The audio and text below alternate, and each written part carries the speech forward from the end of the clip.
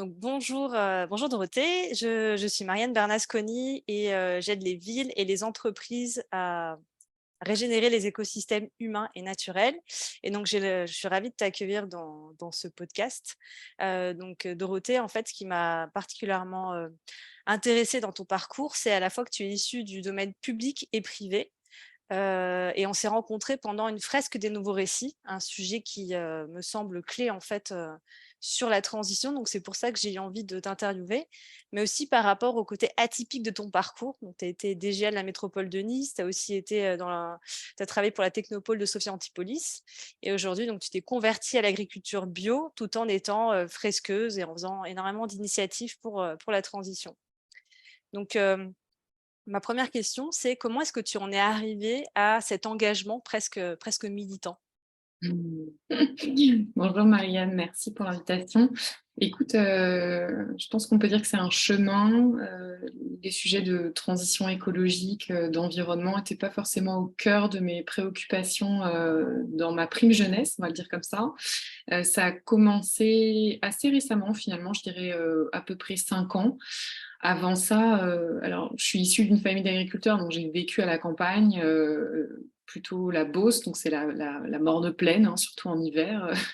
Et il n'y avait pas grand-chose autour de chez moi, mais j'étais quand même proche d'une ville moyenne. J'ai toujours eu un lien fort en plus avec Paris, la capitale, parce que mes parents adoraient m'emmener à Paris pour découvrir des expos, etc. Donc le début de mon chemin, ça a plutôt été de me conformer, on va dire, à ce que j'imaginais qui était ce qu'il fallait faire quand on avait l'envie de choisir son métier plus tard, donc de faire des études en grande école, en particulier en école de commerce, où j'ai appris beaucoup sur la façon dont le monde actuel tourne.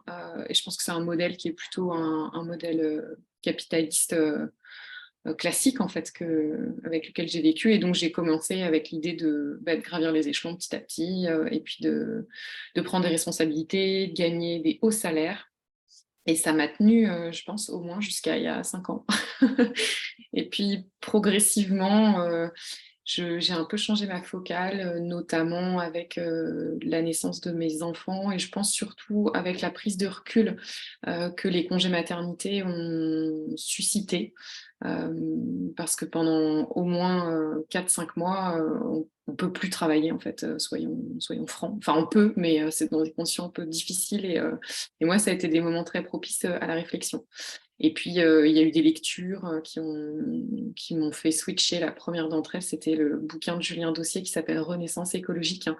Et à partir du moment où j'ai commencé à comprendre qu'il y avait tout un système autour du dérèglement climatique et de la nécessité de la transition écologique, bah là, ça m'a plus quittée en fait. Donc c'est comme ça que les choses se sont faites petit à petit, en partant d'un parcours très classique jusqu'à quelque chose de plus engagé. Moi, je dirais pas militant, parce que c'est un mot qui me parle pas trop, mais peut-être que je suis militant, en fait, ça doit dépendre des perspectives des uns et des autres. Alors on peut parler d'engagement, parce que c'est un mot qui a effectivement un autre sens et qui est fort, puisqu'aujourd'hui on parle d'engagement dans la transition. Et la question, c'est par rapport à tout ton parcours, quel lien est-ce que tu peux faire entre cet engagement et cette notion d'imaginaire? Est-ce que c'est un nouvel imaginaire qui t'a mis dans l'action à travers ce livre, ou est-ce que c'est tout autre chose? Non, je crois que c'est autre chose. La couche imaginaire, elle est venue un peu en dernier, mais ça, c'est pareil, c'est un peu un chemin dans ma recherche sur la transition écologique. Je pense que de manière générale, je fais partie des gens qui s'engagent pour les sujets qui les passionnent, quels qu'ils soient. Et donc, dans mon parcours, on a toujours pu dire de moi que j'étais quelqu'un d'assez engagé. Et donc, le sujet transition écologique, au début, c'est venu par je voulais comprendre. Qu'est-ce que c'est le problème? Qu'est-ce que c'est le dérèglement climatique? C'était quelque chose dont j'entendais parler de manière confuse, mais j'arrivais pas à saisir ce que c'était. Donc c'est comme ça que j'ai commencé par m'engager auprès de l'association Fresque du Climat, parce que j'avais fait une fresque et j'avais trouvé ça super éclairant. Et je m'étais dit, bah, si pour moi c'est éclairant, alors pour d'autres ça peut l'être. Et donc j'ai commencé à me dire, bah, il faudrait qu'un maximum de gens puissent avoir les clés pour comprendre ce sujet du dérèglement climatique. Et puis après, ils pourront brancher des choses à droite, à gauche en fonction de cette espèce de squelette qu'ils auront compris. Ensuite, c'est venu avec, OK, maintenant que j'ai compris, qu'est-ce que je peux faire? Toujours dans cette idée de l'engagement, une fois qu'on a saisi quelque chose, comment on peut vraiment s'y atteler concrètement? C'est comme ça que j'ai commencé à sensibiliser avec les ateliers d'automne, qui permettent de comprendre que chaque individu, chaque service, chaque bien produit a une empreinte carbone et que finalement, nous, on peut agir au niveau de notre empreinte carbone individuelle, mais aussi au niveau des organisations, elles peuvent agir sur leurs empreintes carbone. Et donc, c'était de comprendre quels sont les leviers à notre main pour continuer de s'engager.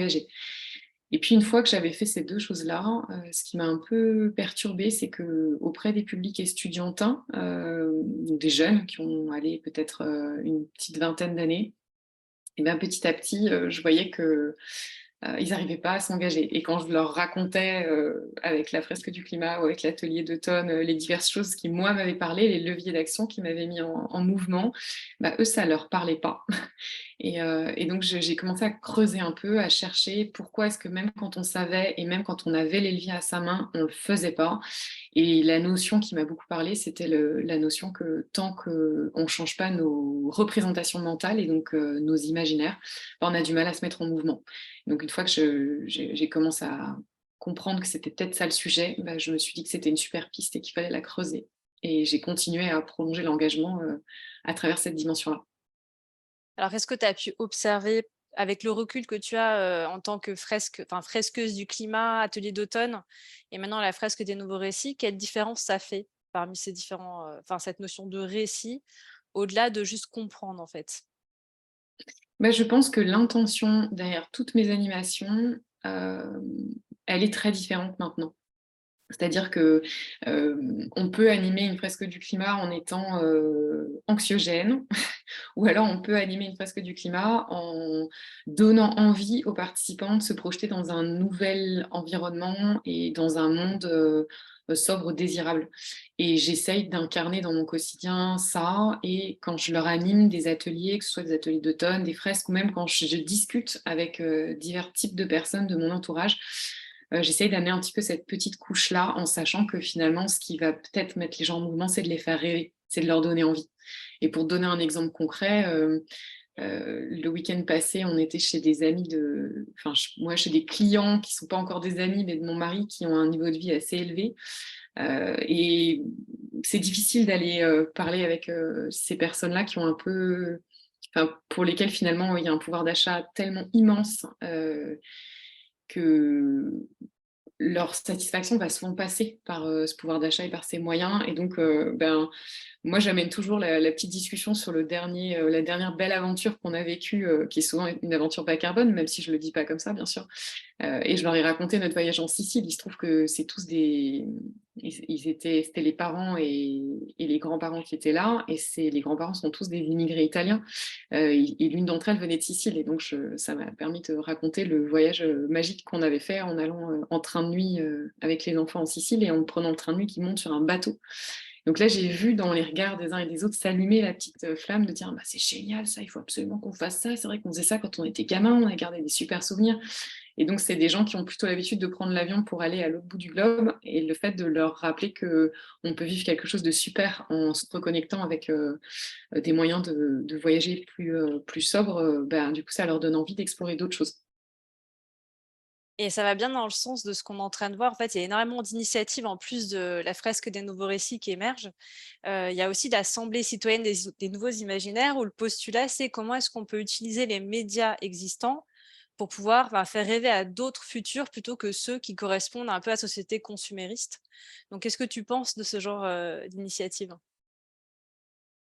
Moi, je trouve que c'est une super idée et je me souviens qu'il y a je pense que c'était à l'automne dernier, ou peut-être début d'hiver dernier, il y avait le média BFM Business qui avait lancé à partir du design fiction, enfin, à partir du design fiction, ouais, euh, l'idée d'un monde où on s'était projeté dans un univers bas carbone et on interviewait des personnalités qui nous parlaient du futur et qui nous racontaient où est-ce qu'elles en étaient, comment ça se passait, et c'était avec le ton BFM Business. Donc c'était vraiment quelque chose de très comme une pièce de théâtre, mais super réaliste.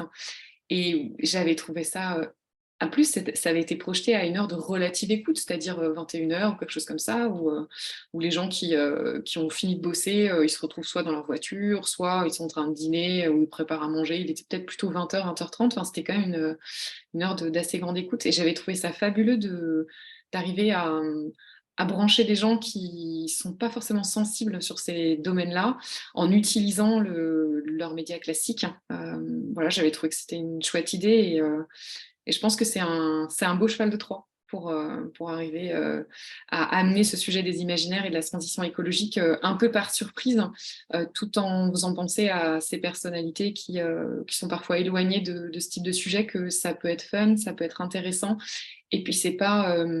ça peut être innovant et représenter quelque chose de pas si déroutant en fait pour eux.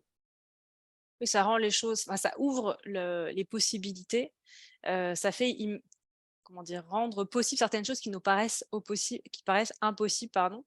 Et je lisais ce matin un article de Nicolas Leprêtre, qui est, chargé de mission à la prospective, pour la métropole de Lyon, je crois, et qui analyse, en détail quelles sont les différentes initiatives qui existent sur ce sujet et qui démontrent en fait, l'intérêt de faire rêver comme tu dis, mais aussi il parle des dystopies, il parle aussi, des techniques qui permettent de mettre plus, en débat, certains sujets. Et là, ça m'a fait penser à la fresque des nouveaux récits qui a un parti pris qui est de nous rendre acteurs, de nous engager dans cette notion de nouveau récit. Alors, j'avais pas pu malheureusement aller à la fin. Donc par rapport à ce format d'atelier, qu'est-ce que ça permet de faire dans cette notion d'engagement pour toi?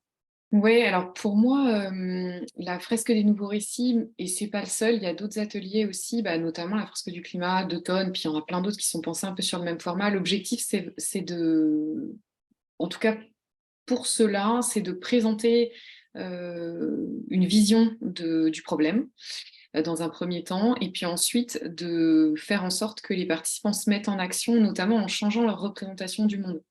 Et donc la fresque des nouveaux récits, elle est axée comme ça, sur l'envie en fait de mettre les participants en action. Et c'est ce que tu disais tout à l'heure, c'est un atelier qui est assez rapide finalement, en une heure, peut-être en une heure et demie, on va décrire un futur souhaitable en choisissant un chemin, et on va vivre en fait en accéléré vraiment les étapes qu'on serait susceptible de franchir entre 2023 et 2030.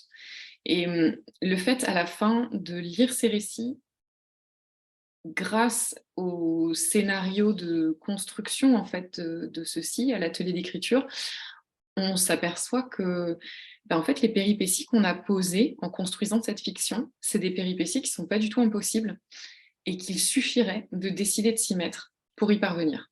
Et donc ça, c'est quelque chose pour moi qui est très fort, en tout cas c'est le retour aussi que font les participants. Ça avait été très fort pour moi quand je l'avais vécu, puis c'est assez fort aussi pour les participants qui le vivent, qui se rendent compte que cette mise en transition, c'est pas si déroutant, c'est pas si impossible, et puis surtout, c'est plutôt chouette. Parce qu'en général, on s'amuse bien en faisant l'atelier d'écriture, on s'amuse bien en écoutant ce que les uns et les autres ont pu produire dans cet atelier d'écriture, et donc ça nous donne envie de nous mettre en mouvement et de nous mettre en action. Et donc c'est un peu ça l'objectif de ce type d'atelier. Et ça va être ça, je pense. Je connais quelques-unes des initiatives que tu as citées, et pour la majeure partie, c'est ça qui est derrière, c'est de donner envie aux gens de commencer à se mettre en action, et en passant par l'imaginaire et par les récits, qui sont des choses qui nous ont constitués depuis qu'on est tout petit, en fait. Je pense que nombre d'entre nous, on a eu des histoires qui ont été lues par nos parents le soir avant de nous endormir, et tout ça, ça fait un corpus qui reste dans notre mental, et qui nous accompagne même adulte. Et donc, on peut retrouver ces mêmes ressorts quand on est adulte, et sur des sujets qui ne sont pas forcément des sujets qu'on avait imaginé pouvoir mettre en récit. Est-ce que tu as des exemples d'initiatives qui ont vu le jour suite à un des ateliers?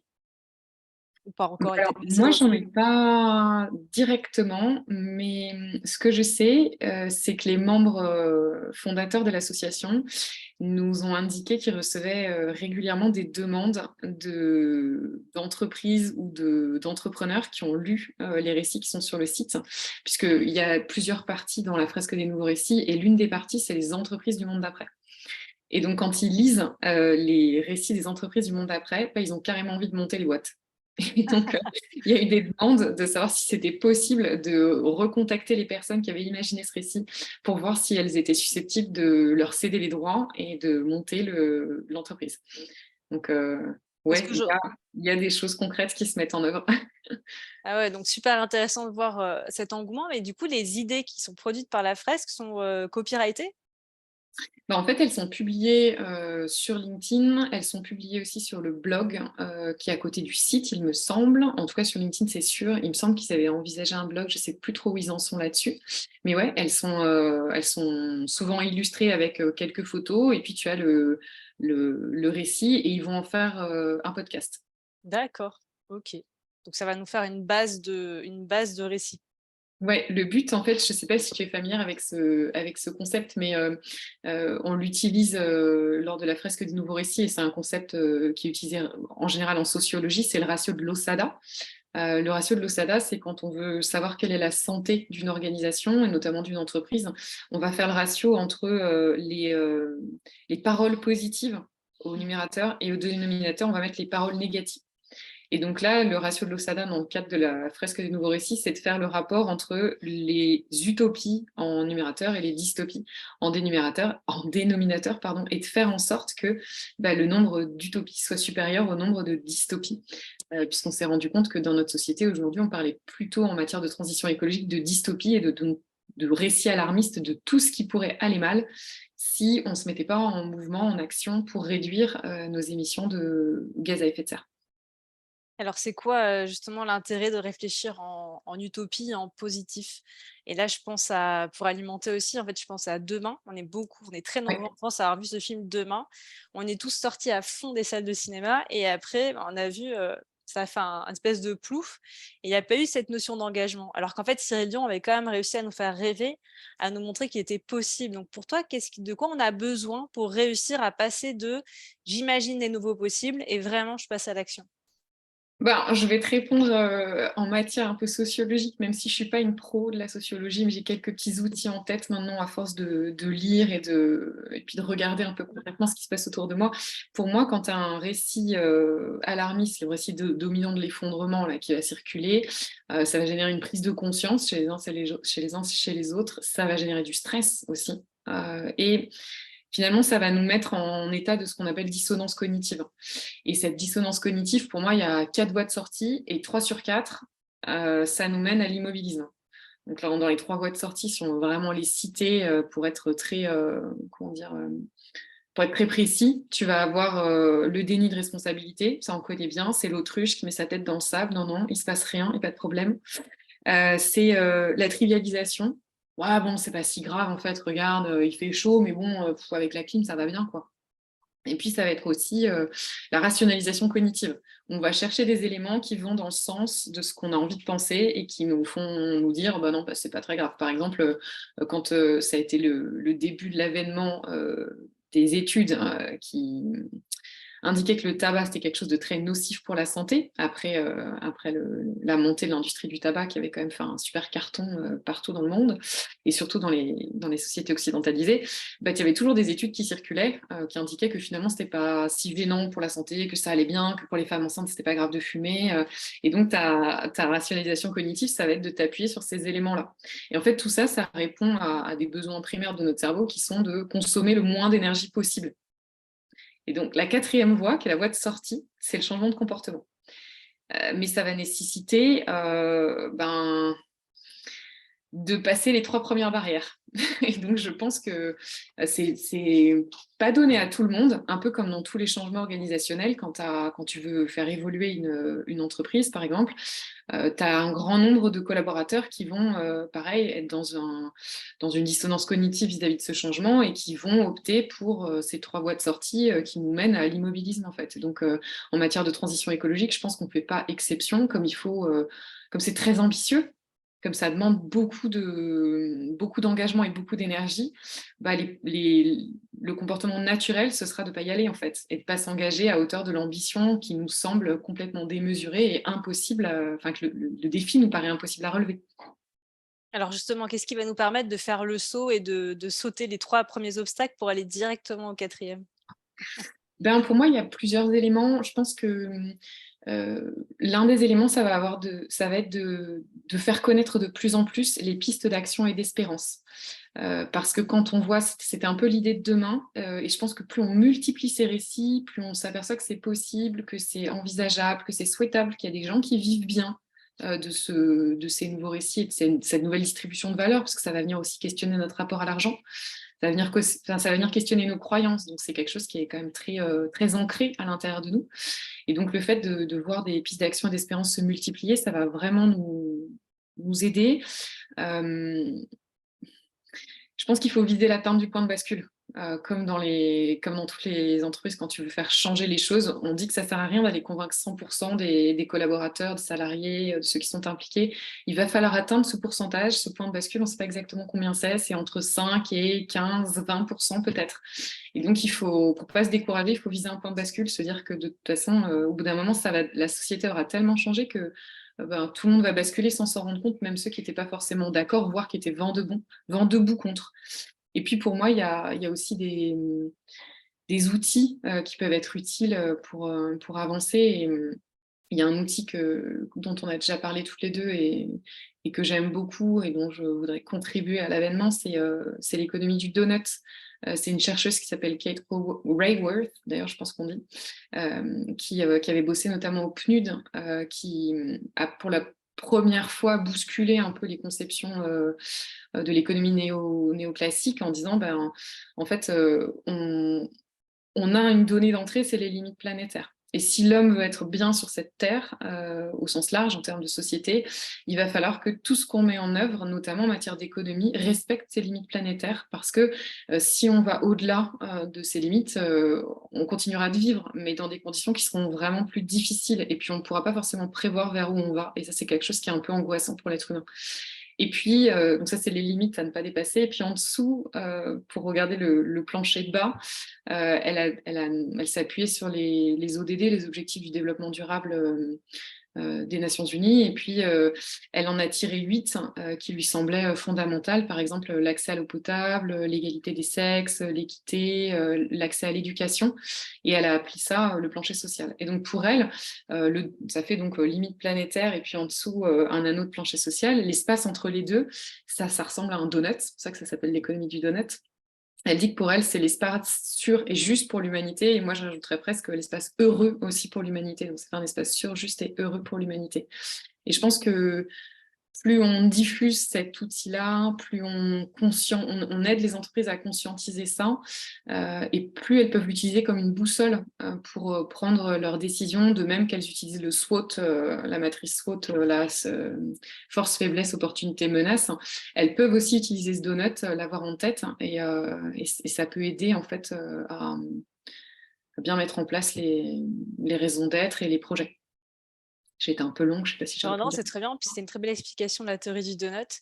Et pour info, d'ailleurs, en fait, à la base, Kate Raworth, elle pensait faire une bouée de sauvetage.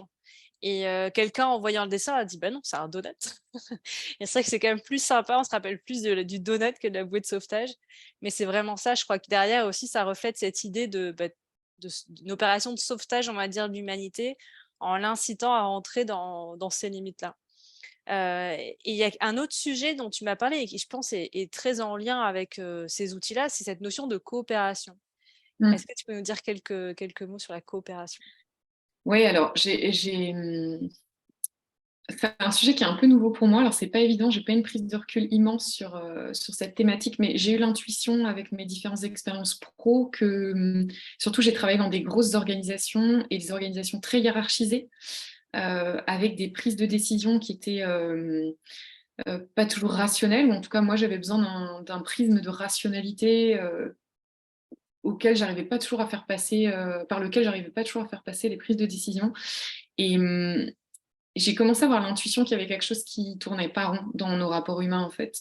Et je me suis rendu compte que si on mettait beaucoup plus la coopération, mais c'est un concept qui est drôlement étayé, en fait. Il faut beaucoup de choses pour arriver à faire de la coopération. Si on mettait plus la coopération au cœur de nos échanges, on arriverait à faire quelque chose de bien différent, notamment quand je me rends compte que la qualité d'échange dans un monde en pleine accélération, quand on n'est pas attentif à la coopération, c'est une qualité d'échange qui est à 5% de ce qu'elle pourrait être. Et donc finalement, on perd il y a beaucoup de friture sur la ligne. Et donc je trouve que c'est quelque chose, c'est un outil qu'il faudrait qu'on réinsère au cœur de nos rapports humains. Et plus on sera nombreux, pareil, à avoir cette conscience de ce que peut être une bonne coopération entre êtres vivants, et plus on arrivera facilement, je pense, à faire émerger une société un peu différente. Voilà, alors je sais pas dans quelle mesure je peux t'en dire plus, parce qu'il y a à la fois des outils très concrets de conduite de réunion, par exemple, mais tu vas avoir aussi des outils qui vont s'appuyer sur divers concepts que les uns et les autres connaissent peut-être, autour de la communication non violente, autour de la pratique de l'écoute active, qui sont des choses assez finalement assez bien connues, mais quand tu les combines et quand tu les pratiques surtout, tu arrives avec des groupes de gens que tu connaissais pas nécessairement, ce qui a été mon expérience récente. Tu peux arriver à une qualité de communication et de coopération pour monter des projets qu'on a rarement atteintes. Je te donne un exemple à l'occasion de, de cette formation que j'ai faite d'une petite semaine. On était une quinzaine de personnes, une quinzaine d'individus, on ne se connaissait pas du tout à l'origine, personne ne s'était rencontré. Et en 3 jours et demi, on a pratiqué diverses choses, et on a réussi en moins d'une heure, à 15 personnes, construire un projet d'épicerie solidaire avec les compétences des uns et des autres,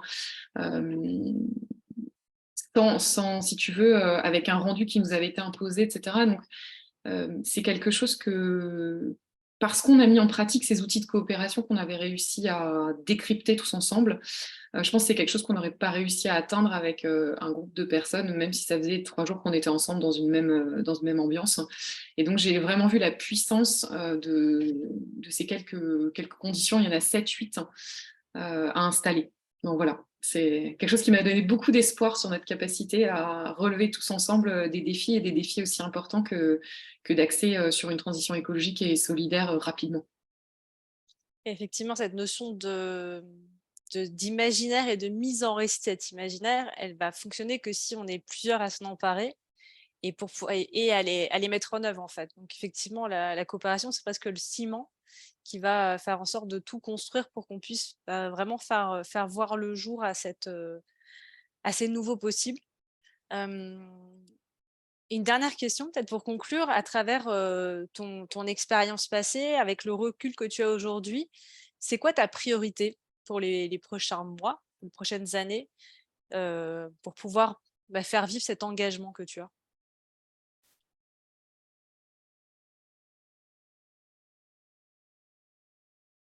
À ce jour, mais peut-être ça aura évolué dans 6 mois, à ce jour, ma priorité, c'est de me saisir de cet outil du donut, et de le diffuser auprès du plus grand nombre d'entreprises possible. Certes, des grands groupes, hein, mais pas seulement. Aujourd'hui, dans le tissu de la métropole de Nice Côte d'Azur, il y a beaucoup de PME, ETI, quelques-unes. Et donc, c'est d'aller frapper à la porte de ce tissu d'entreprise-là, qui est une partie très importante en fait de l'économie française, pour sensibiliser le plus rapidement possible. Ça, c'est l'une des priorités. La seconde, c'est d'essayer de faire vivre un modèle de coopération dans une assoce dans laquelle je suis, qui va accompagner justement, enfin dont le but est d'accompagner un maximum d'entreprises sur une prise de conscience de la nécessité de se mettre en transition et de commencer à se mettre en mouvement. Euh, et Qui j'ai pensé s'appelle, Passeport, Ouais, c'est Passeport Transition 06. Passeport Transition 06. Et donc ça, j'aimerais vraiment vivre profondément et sur le long terme une expérience de coopération pour voir si ce que j'intuite est réel. Donc c'est de me servir de Passeport Transition comme une sorte de laboratoire, on va dire ça comme ça. Et puis ce qui est bien, c'est que je suis pas la seule à connaître ces notions de coopération. Il y a au moins une autre personne qui connaît ça, et donc on peut porter ce sujet-là toutes les deux. Et puis j'ai pensé à une troisième chose, mais ça m'est sorti de l'esprit. Ça me reviendra peut-être. Voilà, en tout cas, les sujets autour de de donner une nouvelle boussole ou d'arriver à convaincre les entreprises qu'adopter une nouvelle boussole, c'est quelque chose d'hyper intéressant pour être sur la route, en fait, de passer d'une économie du business as usual vers une économie contributive pour finalement arriver à faire émerger une économie régénérative, c'est-à-dire une économie qui ne ponctionne pas les ressources de la planète et du vivant, mais qui va chercher par tous les moyens, en produisant ses biens et en rendant les services qu'elle a besoin de rendre, à régénérer en fait les conditions dans lesquelles elle fonctionne. Je pense que c'est ça mes grandes orientations. Avec toujours cette idée de rester sur l'aspect que l'imaginaire va être quelque chose de très fort à mobiliser pour passer ces messages-là. Il semble qu'on a des points de convergence. Donc ça sera intéressant d'en discuter. En tout cas, merci beaucoup. Merci pour ce partage. Merci de nous avoir montré le lien entre l'importance de nos nouveaux imaginaires, d'être acteurs aussi de ces imaginaires, comment la coopération va nous permettre de les mettre en musique peut-être, avec mes propres mots en tout cas de ce que je retiens. Et aussi de pouvoir, faire en sorte de convaincre, les retardataires, on va dire, de se mettre en mouvement dans cette transition et de la rendre, souhaitable ou désirable en fonction de ce qu'on veut dire. En tout cas, merci encore, Dorothée. Merci Marianne.